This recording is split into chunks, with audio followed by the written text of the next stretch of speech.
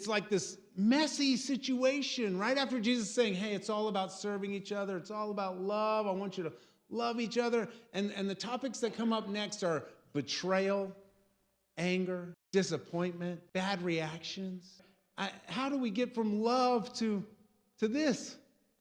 Right? Jesus is saying, this is what you're supposed to do, and our reactions are betrayal and anger. It's kind of crazy, right? That we would deal with this in John chapter 13. When Jesus, the bookends are so amazing, but this middle part just it gets you.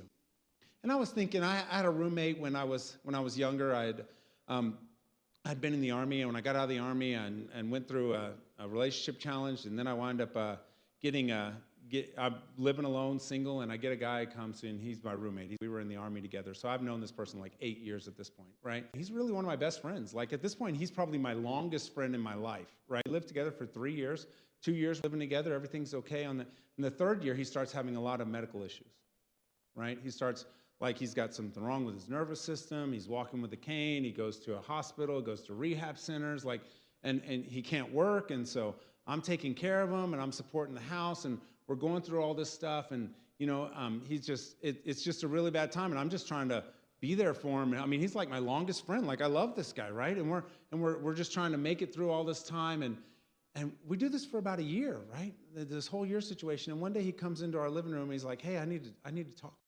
As he's standing there on a cane, he tells me that he's a pathological liar and has been lying to me for the entire year. There's nothing wrong with him.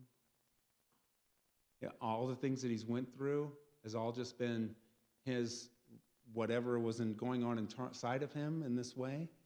And I'm like, are you serious? And he's like, yeah. I mean, like I remember standing in my living room just in shock as he's just unloading this whole thing about how so everything he said to me for a year has been a lie or a deception or some way to manipulate me in some way for this entire year.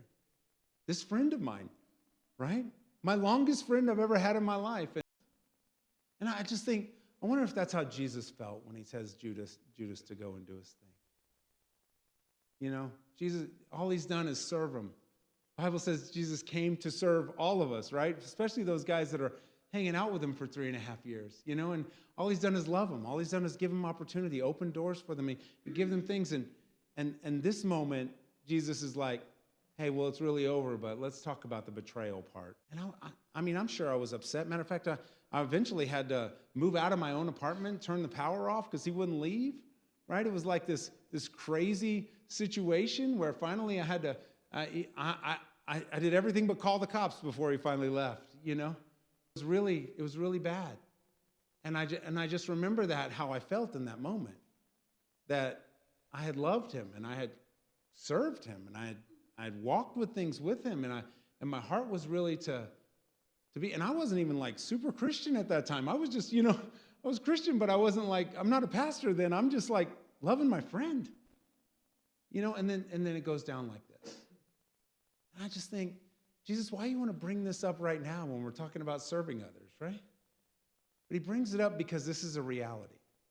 You may not have been in Jesus' situation. You may not be in my situation, but you have loved someone and they have betrayed you. You have loved someone and they have lied to you.